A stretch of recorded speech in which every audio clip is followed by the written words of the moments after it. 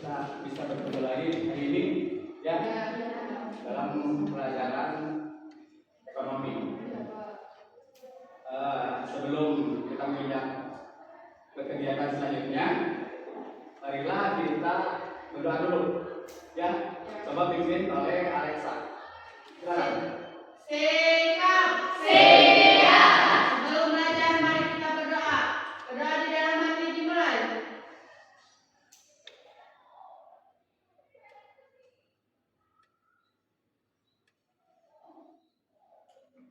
Berdoa selesai. Beri salam. Assalamualaikum warahmatullahi wabarakatuh. Terima kasih.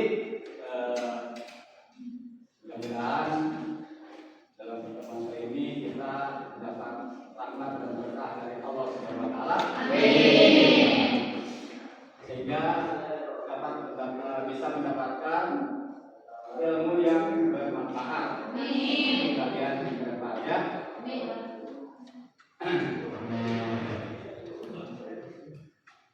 Untuk materi pokok yang akan Bapak sampaikan kali ini adalah mengenai APBN ya.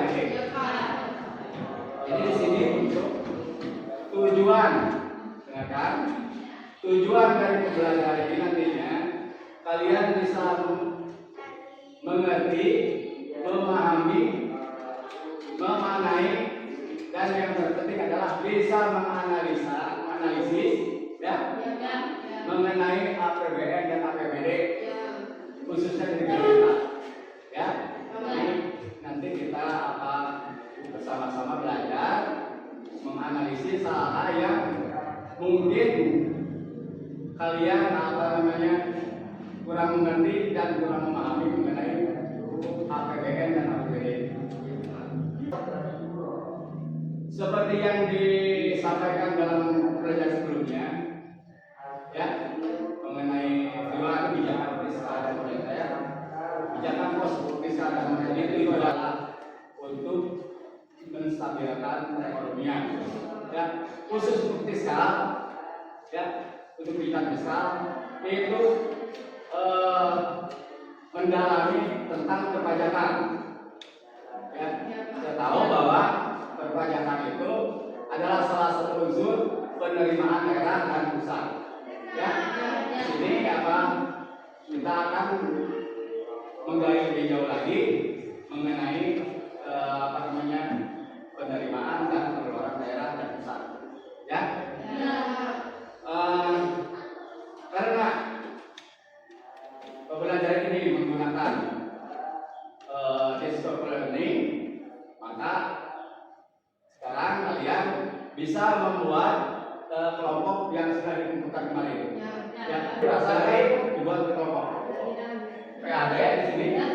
Adanya yaitu dari dana perimbangan dan lain-lain yang sah, seperti misalnya dana alokasi khusus ya, dana alokasi umum ya, hibah, atau bisa pinjaman dari daerah lain, dari provinsi lain ya. Itu salah satu sumber penerimaan daerah. APBN itu anggarannya sampai 6.000 triliun kalau nggak salah ya. 6.000 triliun. Nah, itu dibagikan dengan pos-pos ya, yang Bapak katakan tadi, pos-pos yang sifatnya pendistribusiannya adil ya. Pos untuk pendidikan sekian, untuk sekian, pegawai pemerintah sekian, infrastruktur sekian dan sebagainya.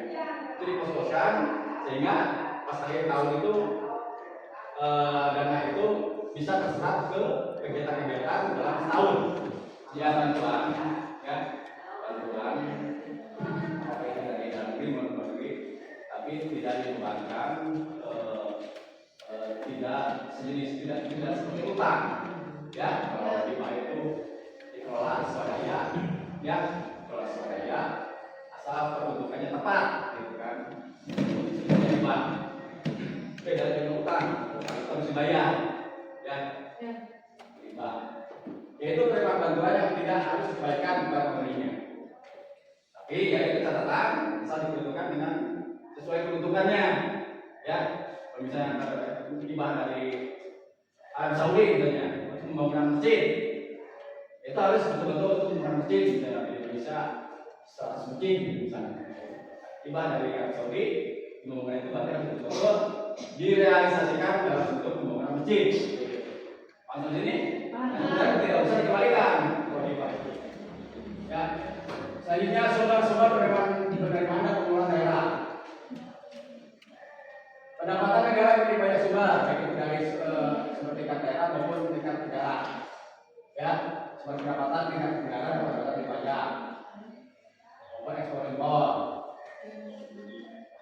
Daerah ini bagi menjadi pada tingkat provinsi maupun tingkat kabupaten. Pendapatan daerah merupakan rencana kerja bagaimana semua pendapatan dan negara. Jadi sampai sini, ya, di sini penjelasan kita mengenai APBD. Silakan setelah kalian menyimak, ya, mungkin ada hal yang perlu ditanyakan, yang belum mengerti, belum paham, nanti kita bisa diskusikan sama-sama, ya. Silakan. Assalamualaikum warahmatullahi wabarakatuh. Waalaikumsalam warahmatullahi wabarakatuh. Baik, ingin memperkenalkan diri, nama saya Jatuh Sita, saya dari kelompok 1.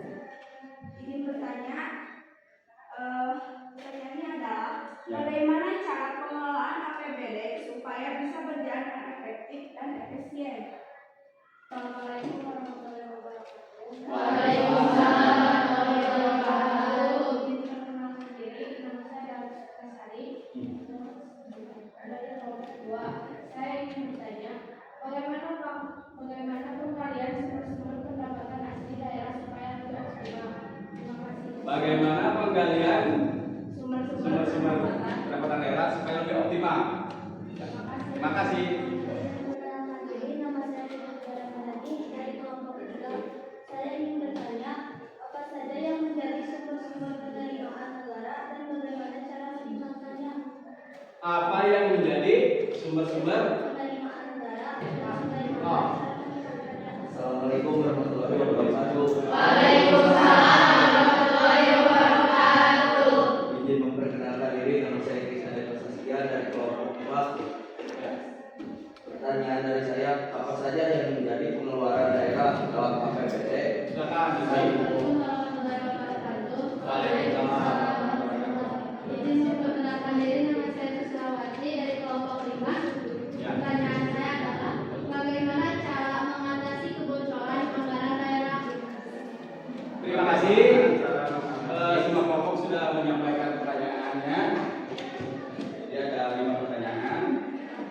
Jadi ini 5 pertanyaan ini sebagai dasar kita untuk memecahkannya, ya, mencari sumber-sumber literasi untuk bisa menjawab pertanyaan yang kalian tanyakan itu, ya. Jadi Bapak nanti membagikan APBD. Kita lihat, ya. Lembar kerja peserta didik. Nanti kalian simak dulu arahan, indikator, dan penjelasan yang ada di APBD. Nanti tulis pertanyaan kelompok 1 ya di sini. Ya, satu pertanyaan ditulis. Terus kalian bisa searching untuk menjawab pertanyaan itu, melakukan searching di internet, ya. Semoga tadi apa namanya sesuai pertanyaan berkaitan dari pertanyaan yang kalian tanyakan tadi. Jadi sebelum sudah searching itu kalian membuat dulu ringkasannya, ya. Buat ringkasannya. Selanjutnya bisa menjawab pertanyaan yang ada. Ya. Ada pertanyaan lagi mengenai Indonesia APBD?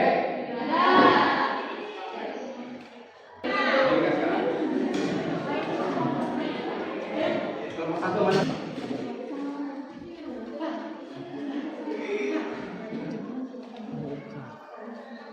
Kelompok 4. 5.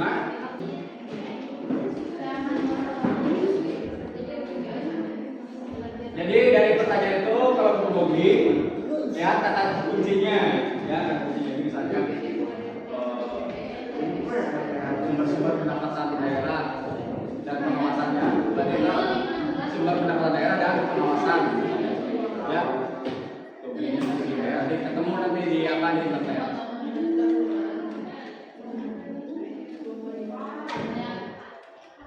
Kalau bisa nanti dalam ringkasan materinya sumber yang bicara itu ditulis ya. Iya.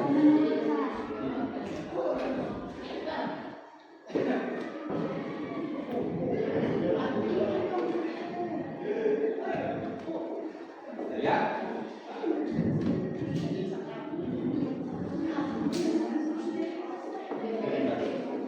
Yang ada apa hubungannya dengan pertanyaan?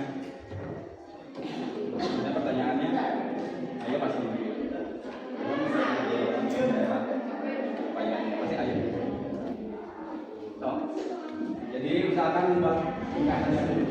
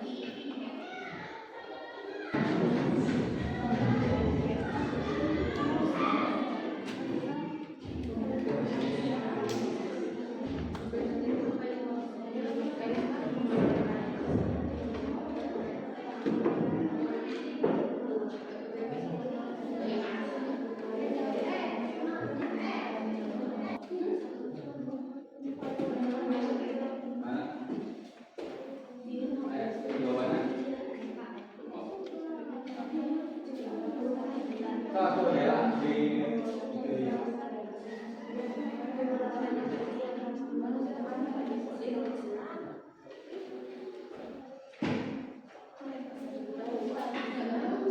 beres, Alexa.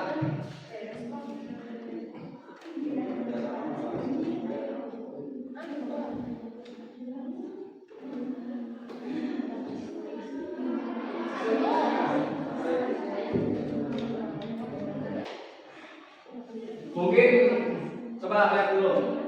Mungkin dari pagi tadi apa kita sedikit pernah ya, kita olahraga sedikit dulu sebentar ya. Olahraga ringan. Berdiri dulu supaya berdiri. Berdiri. Kita meluruskan dulu pinggang. Ya. Madap sini, madap bawah.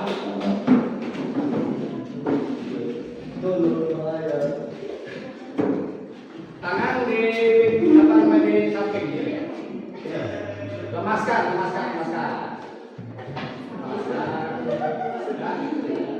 Dilemaskan. Tangan di depan. Supaya kita nggak ngantuk. Tangan.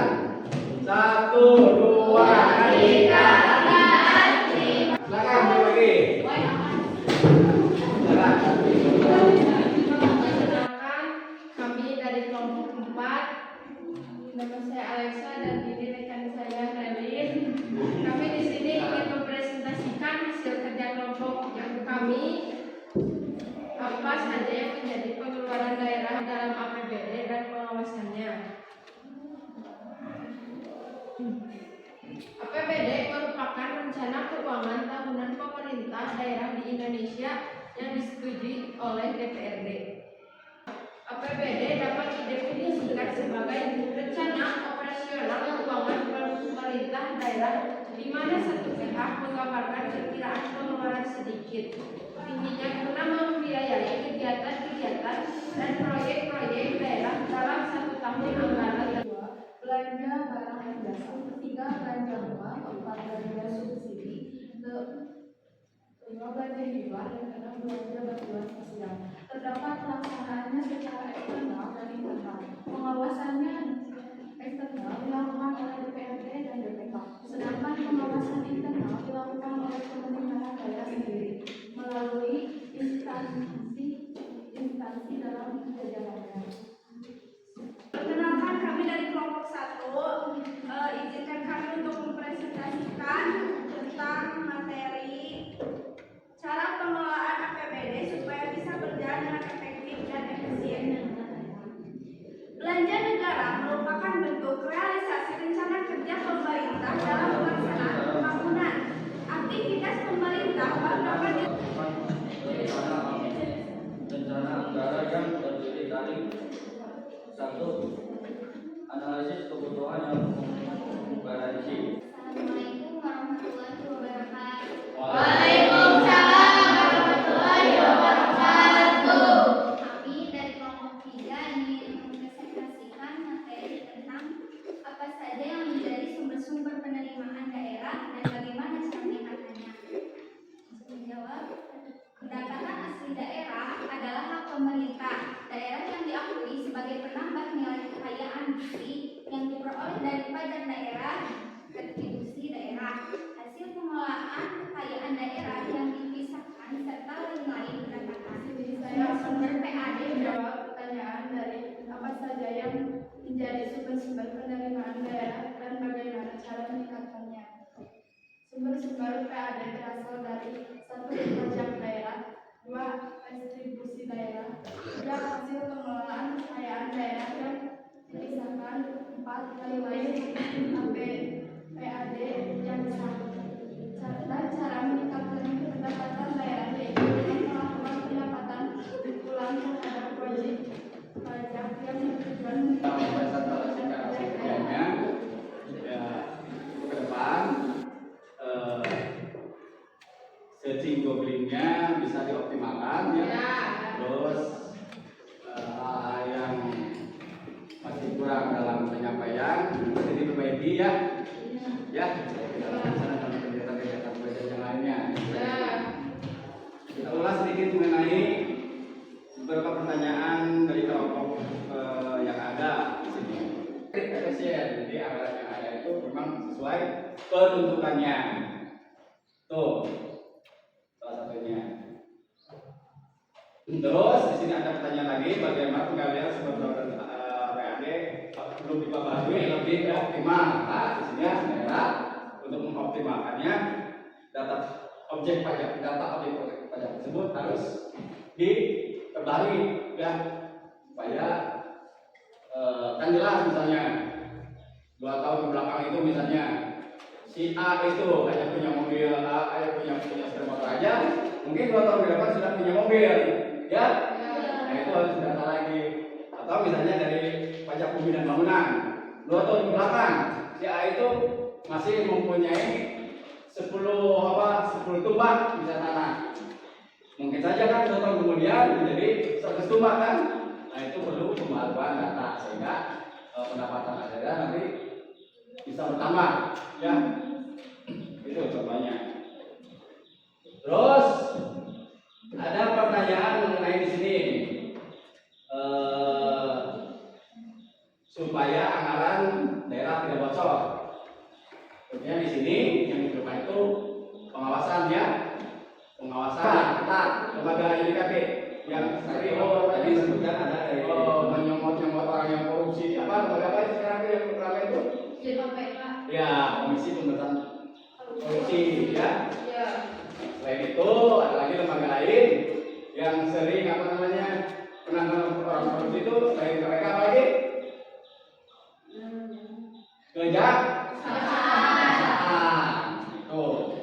Itu lembaga yudikatif kan?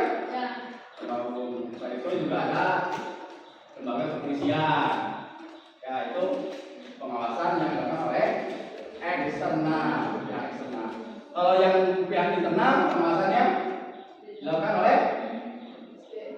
inspektorat ya. Ada inspektorat kan? Ada. Inspektorat itu yang menginspeksi gitu, yang memeriksa gitu. Ya ada penyelenggaraan di intern lembaganya, itu tugas. Kalau itu memang biasanya itu lembaga inspektorat dulu di daerah. Baru kalau misalnya tidak bisa ditangani, baru ke lembaga eksternal. Ada yang kalau gitu kita sekarang masuk ke tahap untuk ya proses guna mengevaluasi hasil belajar hari ini. Ya, waktu sekitar 10 menit. Ya. Terus ini soalnya ada 5. Silakan kalian cermati dulu soalnya dari soalnya. Jawablah dengan singkat, padat, dan jelas.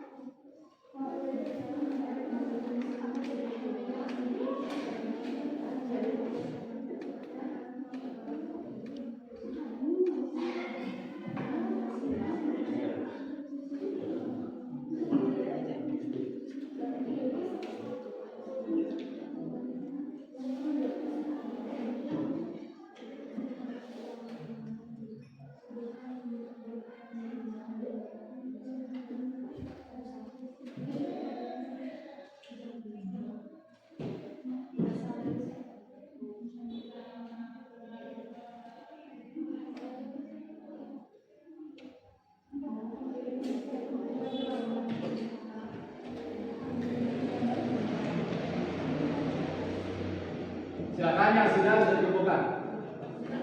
Silakan.